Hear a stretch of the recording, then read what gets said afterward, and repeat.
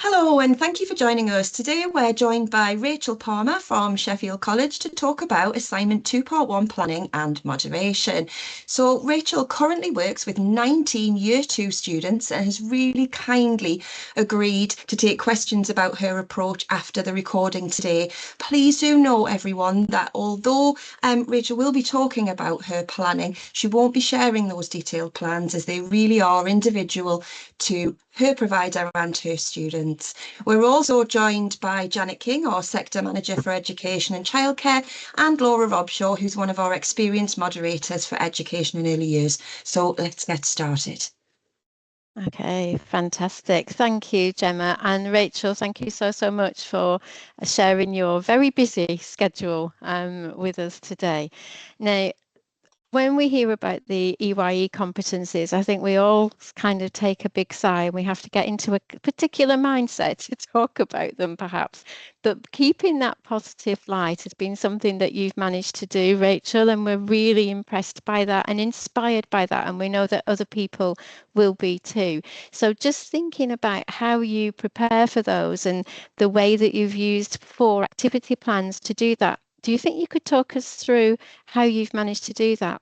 Thank you. Yeah, of course.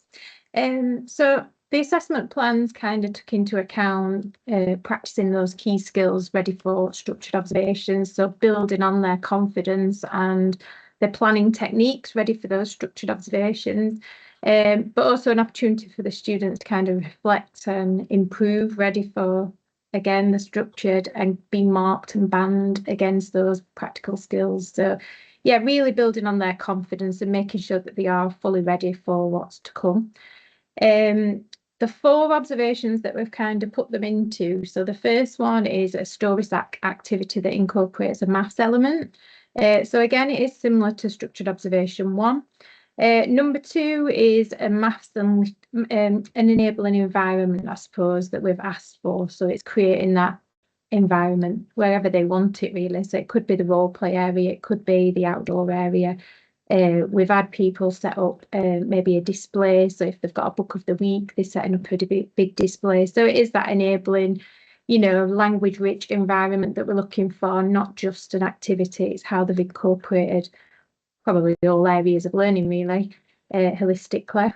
The third one is care, healthcare and well-being. So that's more around maybe supporting individual care routines, so care plans such as snack time, possibly, if they can do toileting, nappy changing, any kind of things that they can do around that, but also having that health kind of talk around it. So maybe during snack time, talking about healthy eating, the importance of healthy eating, maybe what foods they might eat at home. Some students choose to do, storybooks, they feel more comfortable introducing that and reading that whilst they have snack.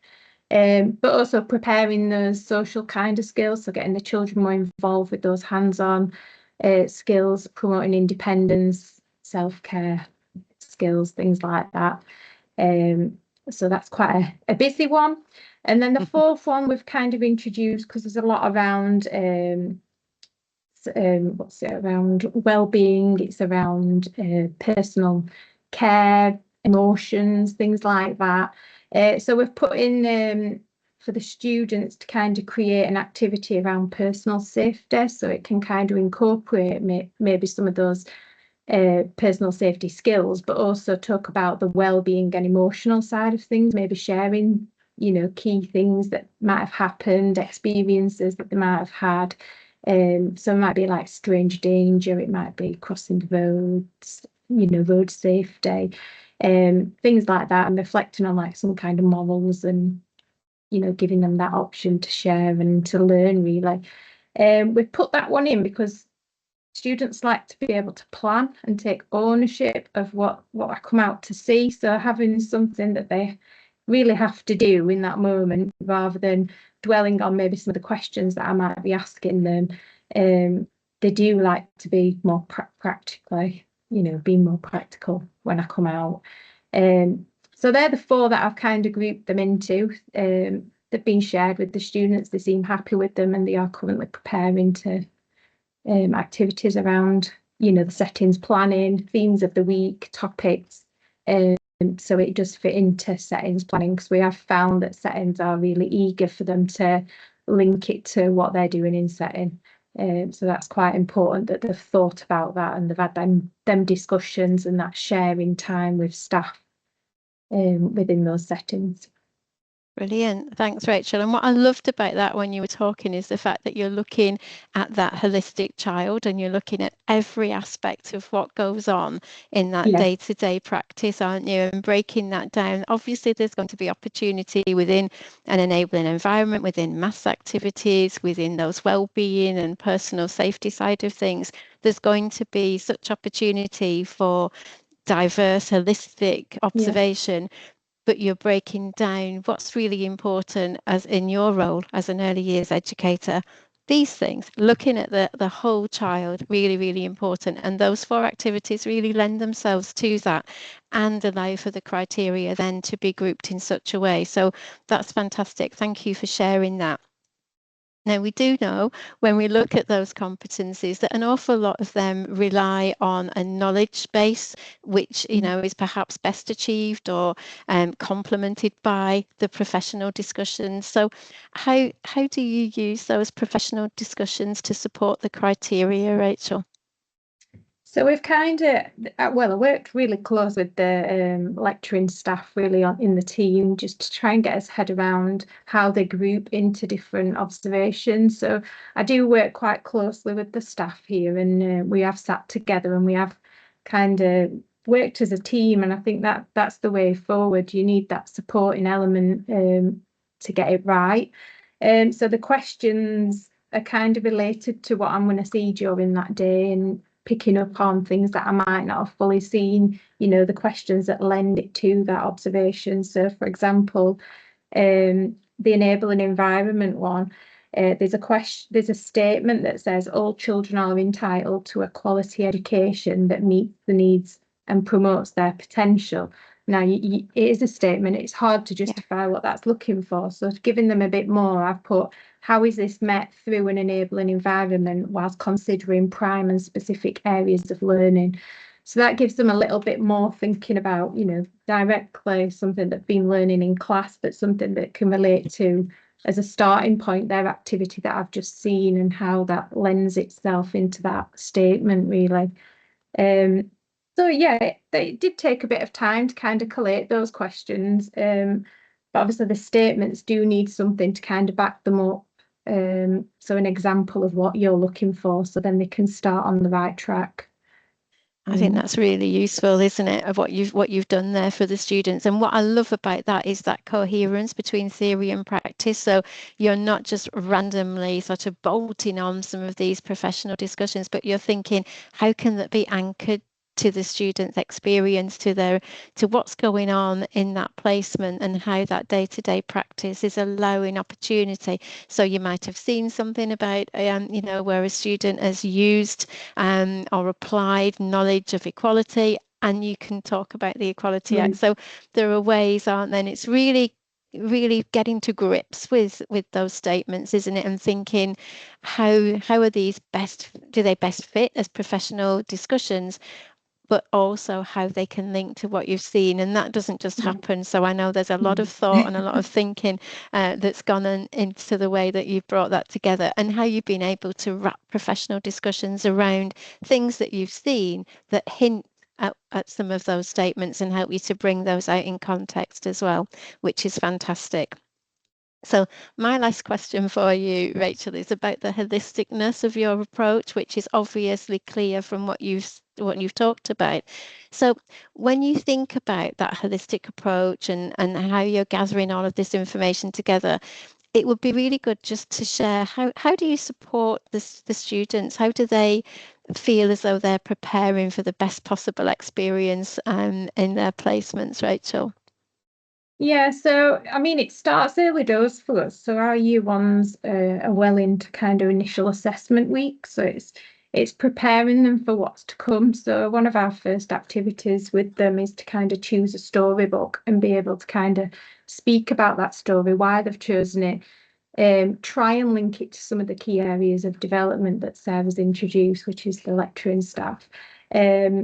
just see what they've got really, and get used to that, standing up and explaining and bringing in resources, because some of them have already prepared resources and got that.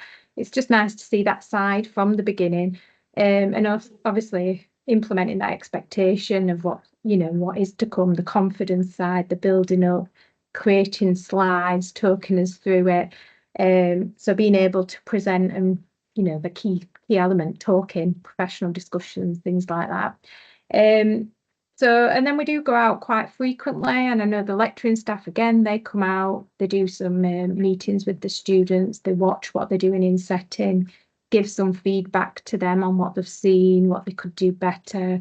So it's quite reflective, and it's nice that they get to go out and obviously see the students. We know what each other's role is, but they do need to meet in the middle. We need to know what each other are doing, and that balance really works well.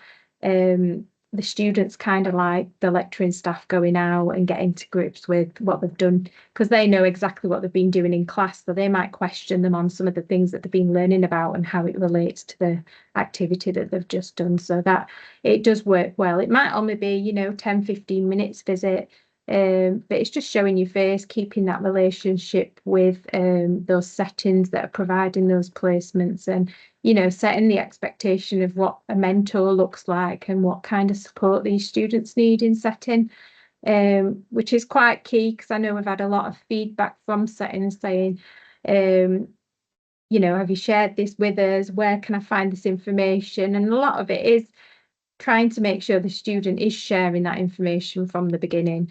We have set up like a website for settings and a Padlet with the information on there, but I know some settings don't have time to kind of access these, so it is important that we are regular in contact with these settings. But yeah, as for students, I do online meets with them if they're so like when Laura comes out for moderation, I'm doing online meets with these students, preparing them for what's to come, making sure that they're ready with their activity plans, letting them talk me through some of the questions, so there's constant practice, ready for what, you know, like what's to come. And just being contactable at all times, really. There's always emails, you know, even in the middle of the night, the students are constantly thinking about what's coming and fretting. So yeah, just that reassurance for them wherever I can.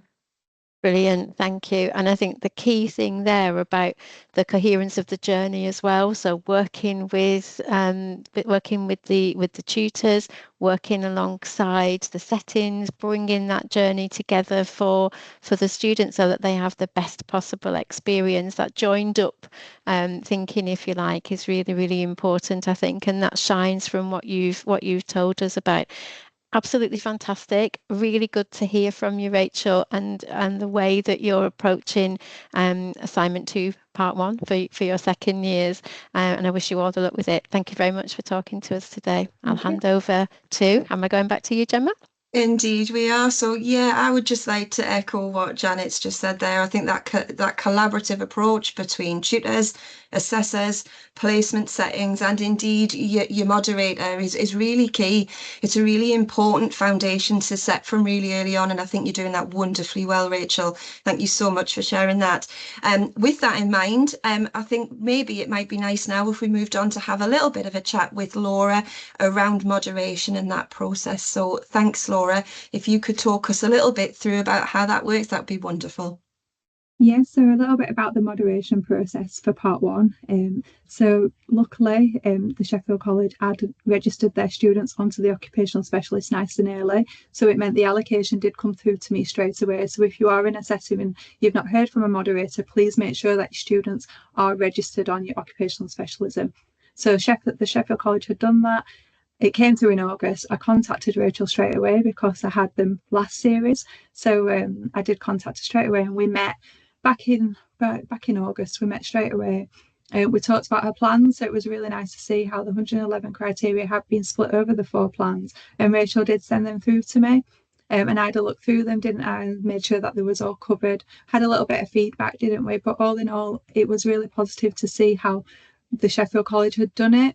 And what I think is not being covered is the way that you're expecting students, you've split it up, haven't you, to say this is what you'll do before the observation. So that's where child observations are coming into it. This is what you'll do on my observation visit, and this is what you'll do in the professional discussion. So it's really clear what the students need to do. And I think that before is crucial this time, because there's so much criteria about planning in line with children's needs and interests and meeting individual needs and special educational needs. So I think having observations of children and letting them inform your activities will really help to meet a lot of that criteria as well.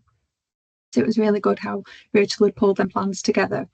We then had to talk about the moderation visit, and it had to take place in one day, which is a little bit worrying, wasn't it? But we talked it through and we came up with a plan together. So in Rachael's case, we decided Rachael's going to do it with 2 more confident students. So we're going to do longer observations, one in a student in the morning and a student in the afternoon. Remembering for part 1 that there's a lot more flexibility with timings, so you don't have to keep to that hour like you do with structured observations.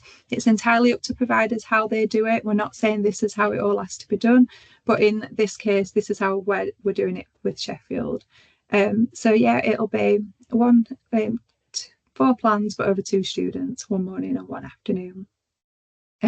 We also tried to reassure Rachael about the moderation process, and that's about our moderator and assessor decisions aligning more so than a student having to achieve all 111 competencies. So I do think it is about those decisions aligning.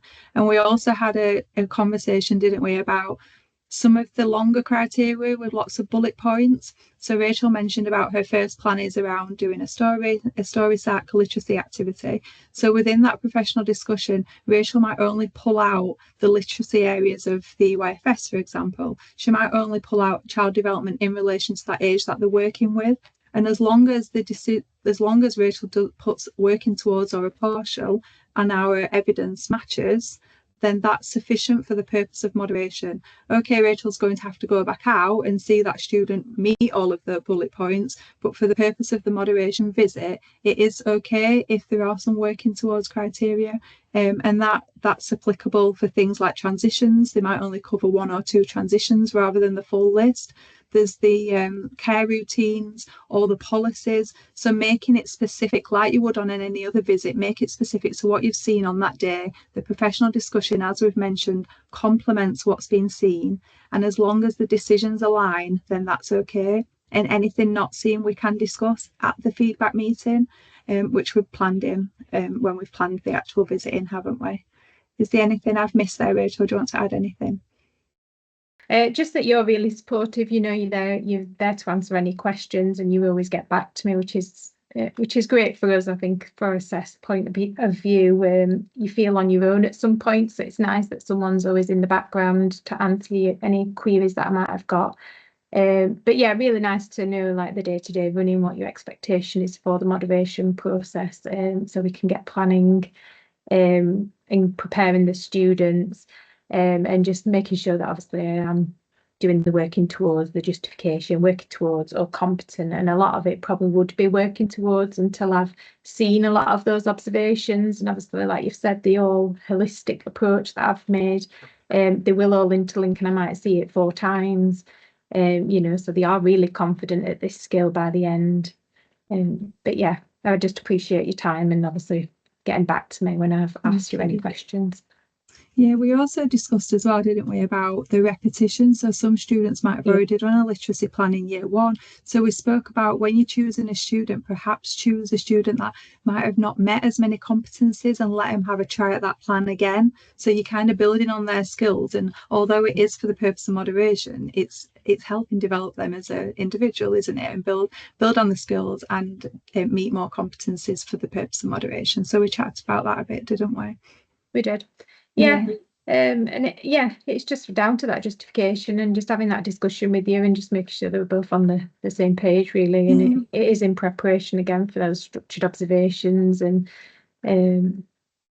just really beneficial. Yeah, that's good. Thank you. Yeah, I think there's some really good ideas there and some great insights on how to plan for that moderation visit and how to make sure that that you're all comfortable, the students know what's expected of them, and that you feel safe and confident with that moderation process as well. Rachel, is really lovely to hear, and I think some of the comments and things that Laura's just shared there will be really useful to other providers who are perhaps doing this for the first time, and feeling that little level of anxiety about how this all works. So Laura, there was some really good insights there and some questions answered, I think, that I have definitely heard before as part of curriculum calls and other sessions that we've done. So thank you for that. I think once you've done that planning and everything's sort of set up, you're ready to go, you've had that initial contact with your moderator, it's then about what are the next steps, Laura? So could we talk through those a little bit and what happens next? Yeah, so we've got the date sorted. Rachel will go on and complete the scheduled assessment on the portal. Once that's ready, I will do a sampling plan. Once the sampling plan is ready, Rachel knows that she has to send her initial plans and activity plans a week before. They go onto the OneDrive link that I'll send her. We then go out and do the visit, and following that, we've already agreed a date for all that documentation to be back in. I'll check that alongside my documentation, and then we've arranged to meet, and we try to do that as soon after the visit as possible. And then after the meeting, we produce a report, and the report is there detailing the outcome of the visit and where applicable any actions, and we try to do that as much as possible, like as straight after the visit, as close to the visit as possible, but it does all have to take place within the 10 days SLA. Yeah, that's the next step, isn't it? Fantastic. I think that's really clear. I think it's nice, it will be nice for other providers to hear that there is a really structured process to it, and that that those nerves perhaps of doing it for the first time, you will get a lot of support and you will know what's needed and when. It's a very supportive journey with your moderator, and I think it's worth noting as well here about that, those decisions matching is what's really key here, and it is really supportive. I'd like to say a huge thank you to Rachael for joining us for this recording. I think that other providers will find your insights, your approaches, both inspiring and really useful to help them plan and prepare going forward.